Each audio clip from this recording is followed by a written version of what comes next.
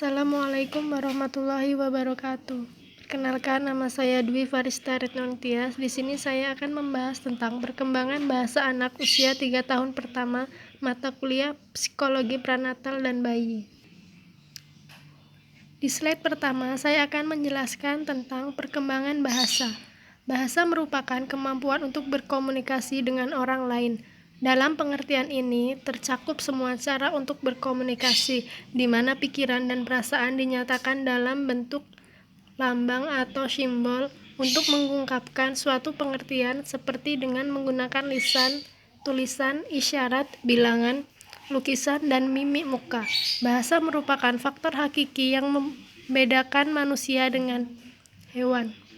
Bahasa merupakan anugerah dari Allah Subhanahu wa Ta'ala yang dengannya manusia dapat mengenal alam, memahami dirinya, sesama manusia, alam, dan penciptanya, serta mampu memposisikan dirinya sebagai makhluk berbudaya dan mengembangkan budayanya. Anak usia 3-4-5 tahun memiliki sekitar 900-1000 kata dan sekitar 90% dari apa yang mereka ucapkan dapat dipahami. Dengan mudah mereka bisa memproduksi kalimat 3 kata. Bahasa menjadi mekanisme utama dalam membuat kebutuhan, perasaan, dan pikiran mereka diketahui orang lain. Anak usia 3 tahun mulai mengerti dan merespon banyak pertanyaan. Kau buat apa dan kenapa kau lakukan itu?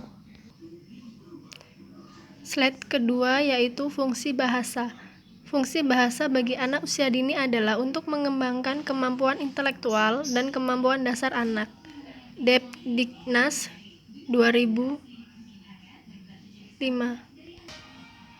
menjelaskan fungsi perkembangan kemampuan berbahasa bagi anak usia dini antara lain: A. Sebagai alat untuk berkomunikasi dengan lingkungan.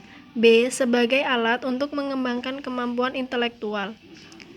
C. Sebagai alat untuk mengembangkan ekspresi anak.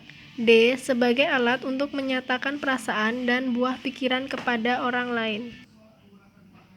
Slide ketiga yaitu tahap-tahap perkembangan bahasa. Yang pertama, tahap pralinguistik 0-12 bulan. Pada tahap ini, bunyi-bunyi bahasa yang dihasilkan anak belum bermakna. Bahkan pada awalnya bayi hanya mampu mengeluarkan suara tangisan. Pada umumnya orang mengatakan bayi yang baru lahir memberikan simbol komunikasi dengan cara menangis. Komunikasi dengan cara menangis pada anak usia 0-12 bulan biasanya menandakan bahwa anak atau bayi tersebut merasa lapar, sakit, kaget, atau takut ataupun bosan.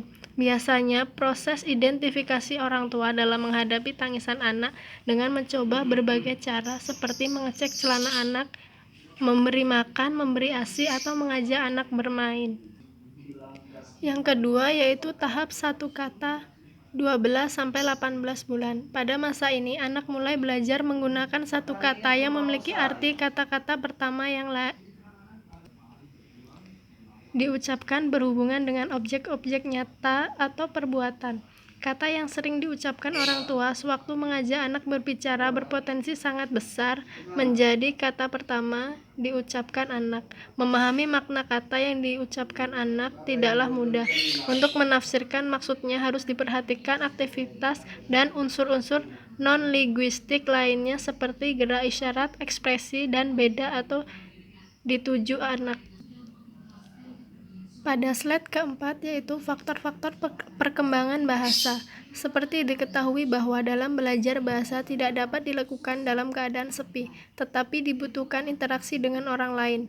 Terdapat beberapa hal yang penting dalam perkembangan bahasa, yaitu perubahan kultural dan konteks sosio-kultural bahasa, dukungan terhadap bahasa. Perubahan kultural dan konteks sosial kultural bahasa. Kekuatan sosial membuat manusia untuk lebih mengembangkan cara berkomunikasi dengan orang lain. Konteks sosio-kultural terus-menerus memainkan suatu peranan yang penting dalam perkembangan bahasa akhir-akhir ini. Vygotsky mengemukakan bahwa peran orang dewasa sangat penting untuk membantu perkembangan bahasa anak. Sekian penjelasan materi dari saya. Apabila ada kesalahan, saya mohon maaf. Saya akhiri. Wassalamualaikum warahmatullahi wabarakatuh.